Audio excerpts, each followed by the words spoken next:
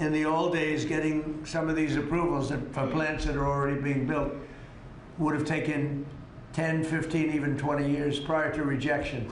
You'd get rejected. You'd work 20 years and then you'd lose 5 to 4.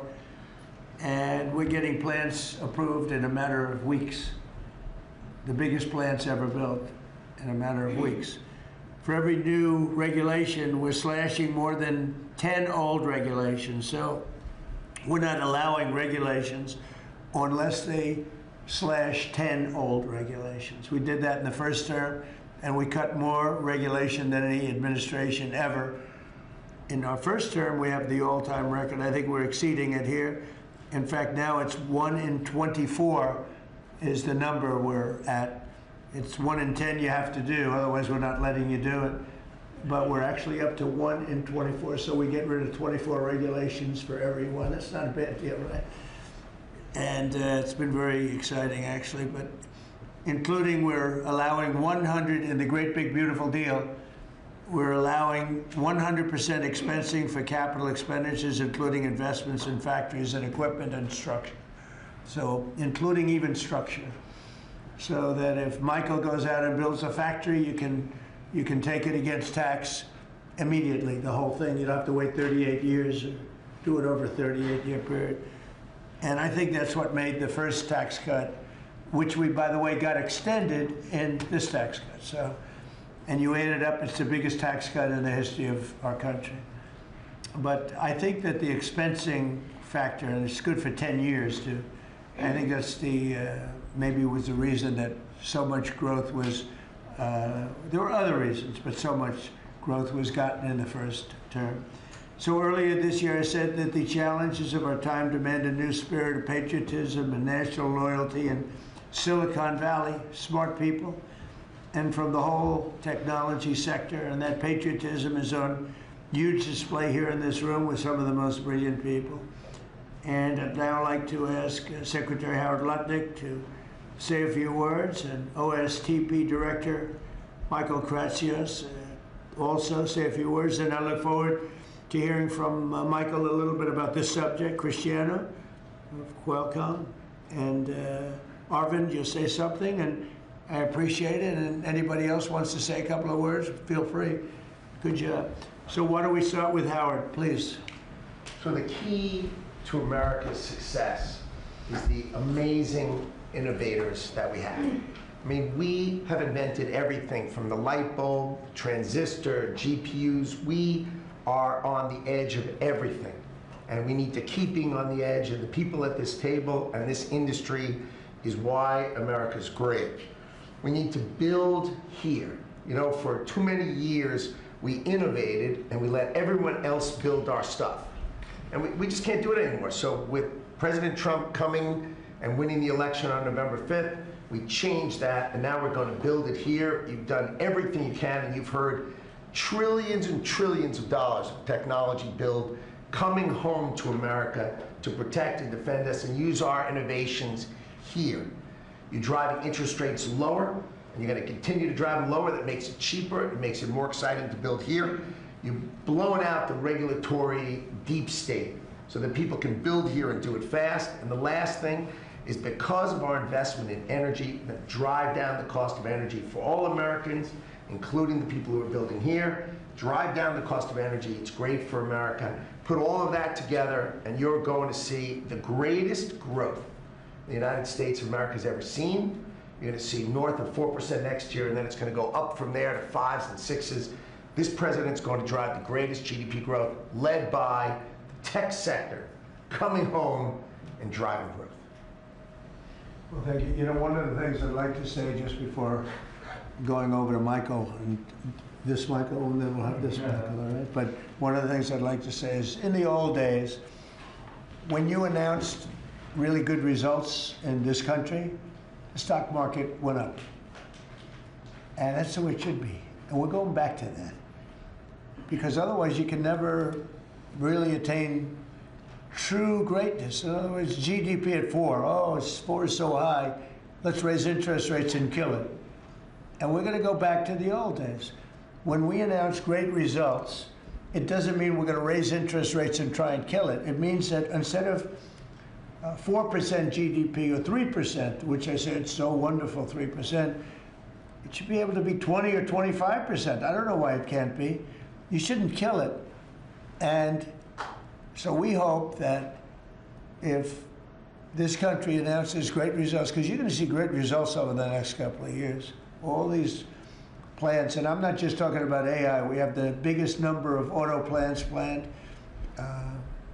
Toyota just announced $10 billion in plants built, various couple of locations, few locations in the country, just a little while ago. They're all coming here. They're coming here because of tariffs, because they don't want to pay tariffs, but they're coming here because of the election and the mindset. But when we announce good results, the market should go up. Now it's when you announce good results, Michael, the market goes down because they say, oh, that means things are good. That means we're going to kill it by raising interest rates. I think it's really wrong. It should be the opposite of what it is now.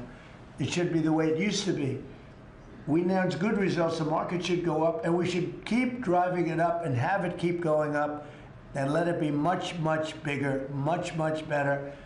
And, you know, growth doesn't mean inflation. They're always afraid that, oh, we have, and if there is inflation, that's okay, then we can slow it down. But we should be able to do a lot better than 3 and 4. We're scheduled to be at 4%, which is pretty amazing because we have a you know, deadhead Fed hair. I mean, this guy, the head of the Federal Reserve is a stiff. And, you know, you fight that. It's amazing. We fight that, and yet interest rates are going down, except with him, not too much. He did a rather, I would say, a rather small number that could have been doubled, at least doubled. And that's the other thing. I think the rates for the United States are always the lowest in the world, because without us, there is no world. Without this economy, there's no world. You know, you could go to some of these wonderful countries that you think are so great. Well, one of the reasons they're great is because we allowed them to get rich off of us. We didn't charge them anything. You look at some of the deals. I don't want to say, use Switzerland as an example, but Switzerland paid almost nothing in terms of a tariff or a tax or whatever you want to call it, license. They paid nothing, and you know, they're paying now. They're paying a fair amount. I had them at 39%, but I decided to be nice. I was nice, and I think they like us a little bit better. But the money you're talking about is enormous. Our country is a very rich country. But if we do well, the market should go up and the value of our country should go up. And if we do poorly, the market then should go down. It shouldn't be the opposite. And if we go up, we should encourage it to go up more. And those numbers, when you say, you know, 3% of GDP or 4% of GDP, they should be much higher. So, you know, I've wanted to say it. I do say it. I believe it. And we have to get a mindset that when a country is doing well, you don't want to kill the growth. That's what they're doing. They kill the growth. I don't know if you guys even agree with that. They kill the growth because they're so afraid of inflation. But you can have tremendous growth without inflation. Everything goes up with the growth. But that's not inflation. So I think we can do much better than traditional numbers. And you see that. You see that with what we're doing. We're leading in everything. And now, and remember this, as far as prices are concerned, and they talk about affordability, I inherited the worst inflation in the history of our country.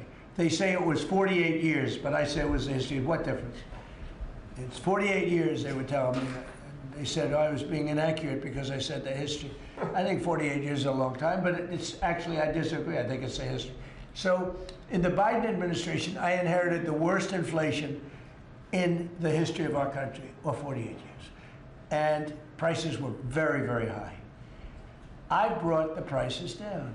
We had yesterday 3 states where oil was at $1.99 a gallon. How about that? And you know, with these guys, it was $4, $4.50. In California, it was like $7 because that's a badly run state. But the price for oil and gas and everything else, the price of gasoline was $4.50, $5. And we just hit $1.09. We broke $2. I was looking forward to that. Couple of states, 3 states. And I will say that when that happens, oil and gas and energy is so big, it's so big a category, you don't even know what number two is. There is no number two. And when you have the prices coming down for energy like that, you've killed inflation and you're lowering prices. So I inherited very simply the highest prices in history, and I'm bringing them down really fast, led by energy.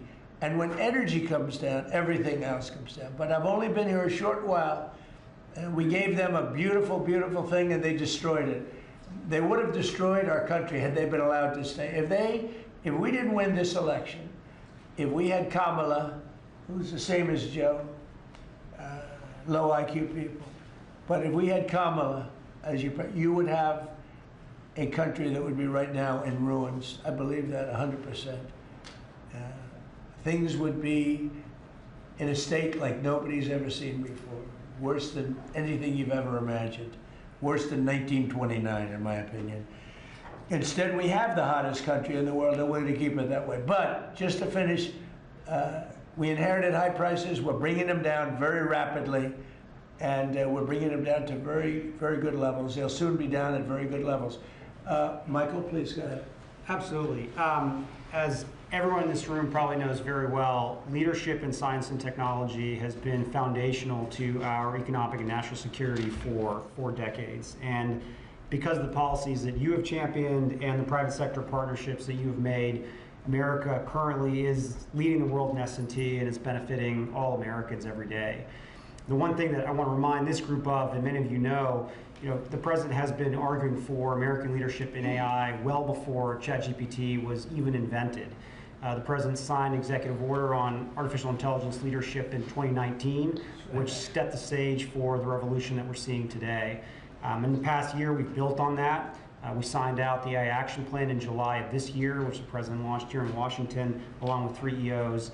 And I know a lot of that effort is around creating a regulatory environment to allow for companies like yours to thrive and for the applications that you build to have the biggest impact on Americans every day. So thank you for everything that you do, and I know we're going to keep working together to make sure that America is the home for the next great technological discoveries. All right, thank you, Michael. And Michael? Thank you, sir. Well, look, we greatly appreciate the focus the administration has on lowering energy costs. And energy is the substrate of manufacturing at the industrial level, and really an incredibly important input to the economy. We can't be competitive without a super low cost energy industry. And had a great meeting earlier today with Secretary Wright, and really appreciate all the work that he's been doing. This is, of course, incredibly important when it comes to AI, because it does consume a great deal of power. All the semiconductor manufacturing consumes a great deal of power.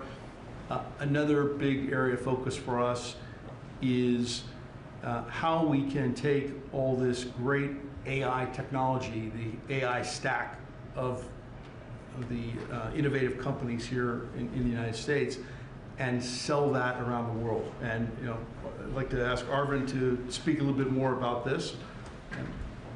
Arvind? Thank you. So, Mr. President, first, we really would like to thank you for everything